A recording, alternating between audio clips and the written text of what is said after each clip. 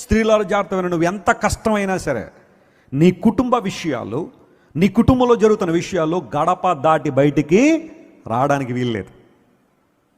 అలా అని చెప్పి దేవుని సేవకులకి చెప్పుకోవద్దా?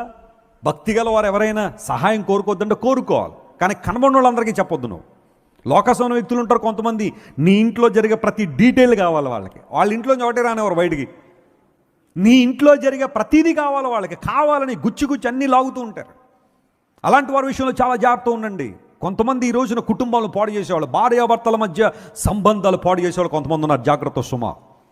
నువ్వు చక్కగా నీ భార్యని ప్రేమిస్తున్నావు, నీ భర్తను ప్రేమిస్తున్నావు, బాగా జరుగుతుంది. కొంతమంది మధ్యలోకి వచ్చి కుటుంబాలు విచ్ఛిన్నం చేస్తున్నారు. ఈ విషయంలో జ్ఞానం ఉండాలా. ఒక వ్యక్తితో మాట్లాడుతున్నప్పుడు ఆ వ్యక్తి ఆత్మ సంబంధమైన వ్యక్తే కాదా, ప్రార్థనాపరుడా కాదా, ప్రార్థనాపరురాలా కాదా, ఆత్మ వివేచన కలిగి ఉండడం చాలా ప్రాముఖ్యం. కానీ నీ కుటుంబ గుట్టంతా కూడా లేనిపోయిన వారికి చెప్పడం ద్వారా రేపొద్దున నీ బిడ్డలు తలెత్తుకోలేరు, నువ్వు కూడా తలెత్తుకోలేని పరిస్థితుల్లోనే ఉంటావు. నీ జ్ఞానం అవసరం.